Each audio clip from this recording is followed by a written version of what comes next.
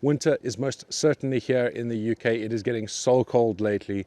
Thankfully, today is a bit of a brighter day. We have some blue skies, and I think it's a perfect opportunity for me to do some preparation for the winter time. In today's video, we're going to be taking our Bonchi and putting them indoors, and I'm going to be talking about a bit of a plan that I have in the larger greenhouse over the winter time.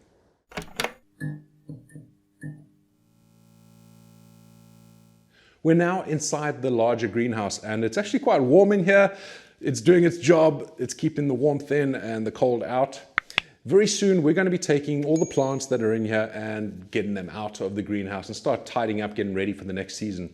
I will show you my entire process for doing that in probably the next update video. But it made me realize once I've done all that, this is going to be a big empty space for the next few months. So let's put it to use. My plan is to put one of my big grow tents inside the greenhouse. So I don't have to keep things heated up for as much, because when it's inside a shed or outdoors or in a garage or something like that, you're going to have a heater on for most of the time to keep the temperatures at a decent level. When it's inside the greenhouse, obviously during the day, like I just said, it gets quite warm in here. It will help to keep away some of the costs of heating that up. I will still have a small heater inside there, but it won't be running as much as if it was outside the greenhouse. Now, to do that, I'm going to obviously need a decent grow light. I have quite a few grow lights, and I will be doing some tests on my different grow lights. But here we have an interesting one that was sent to me a little while back by Koray LED. And I haven't had a chance to unbox it. I love gadgets. I've been dying to unbox it, but I've always said I was going to keep it for a video. So let's have a quick look at this grow light, and then we'll move on to doing our Bonchi. I've mentioned before that I'm in a very fortunate position. I get to have manufacturers reach out to me to test out their grow lights, things like that. And Koray had reached out quite a few months back to ask me if I wanted to try out their technology. Apparently, it's a little different to your standard LEDs with the way that they've... Wow, this is not easy. I'm just going to tear this box. With the way that they've designed their LED arrays, essentially it's meant to focus the light so that there's less drop-off on the edges of the grow light. And that kind of makes sense. When you do use a grow light, you have a challenge where the plants in the center underneath the middle of the grow light are going to get most of the light. The ones to the outer edges are going to start trying to stretch in, and this is meant to avoid that. So, wow. Yeah, and you can see the LED array is very different. So that could be quite interesting, especially when you are in a grow tent. Of course, in a grow tent you have foil around the edges so that it does reflect a lot of the light. But yeah, with this, they won't be as necessary. Of course, it's necessary. You still want to keep the light inside that grow space. But if you notice here, there's a heavier concentration of lights towards the edges of this, and that kind of makes sense. So if we have a look underneath, it has meanwhile drivers, which I keep talking about. They're just a really good driver for the LED. It's the part that powers them up and keeps them running consistently. This has two of them to run the array. There's obviously two arrays that this is powering. We can see that there. We can see that it has a dimmer unit, which is great. You want to be able to control the intensity of the light without having to raise it or lower it all the time. That can be a bit of a pain, especially when the canopy starts getting a bit bigger. So you can control that with this. So you can keep it at pretty much a constant height and then just turn this down. And also it saves energy. If you can turn this down, get this light a bit closer to the plants, that means you're using less energy, and obviously we're going to save some money and save the planet.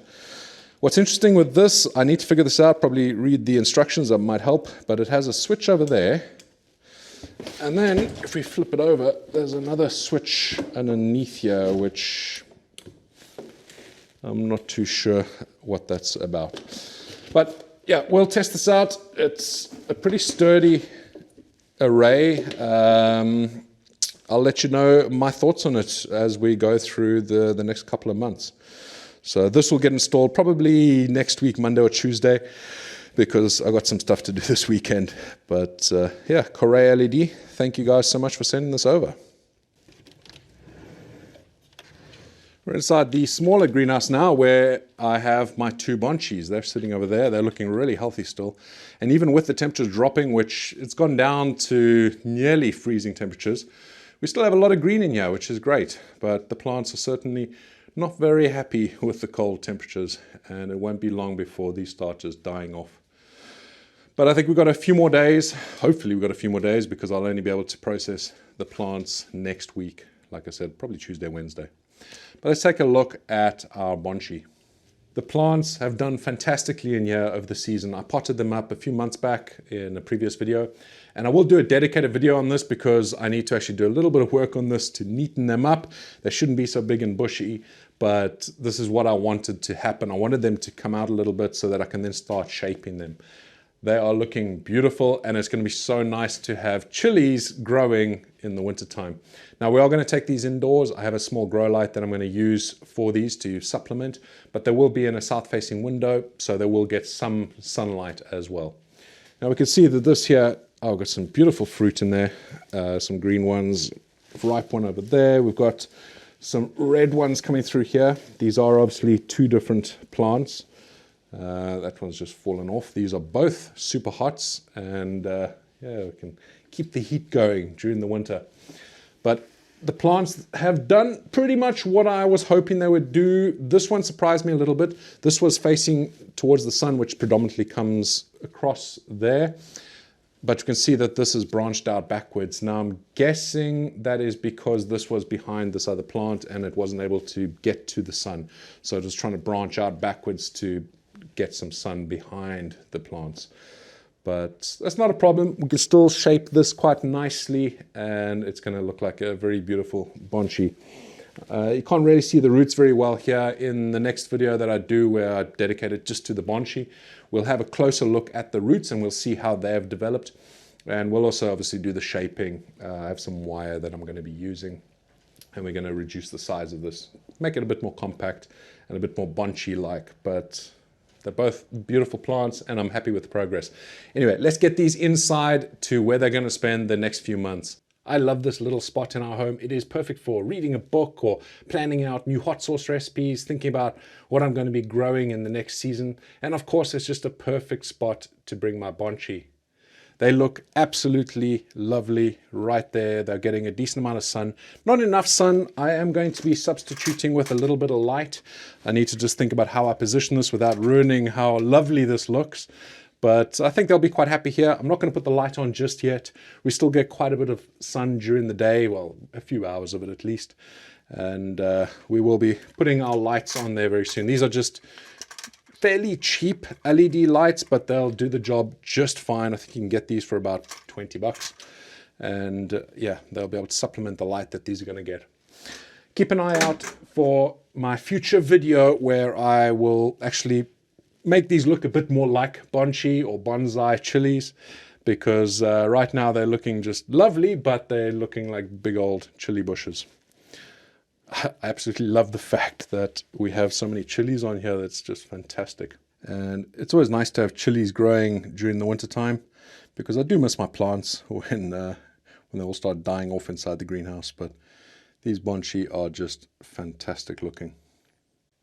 If you are looking to overwinter some of your plants to give yourself a head start for the next season, and you're not necessarily wanting to make a Bonchi, it's very simple to do. Take your plant, remove it from the pot gently, and take a hose and spray down the roots. So you want to clean off the roots as best you can, get all the soil off of there, trim back the roots a little bit, and then repot it with some fresh compost.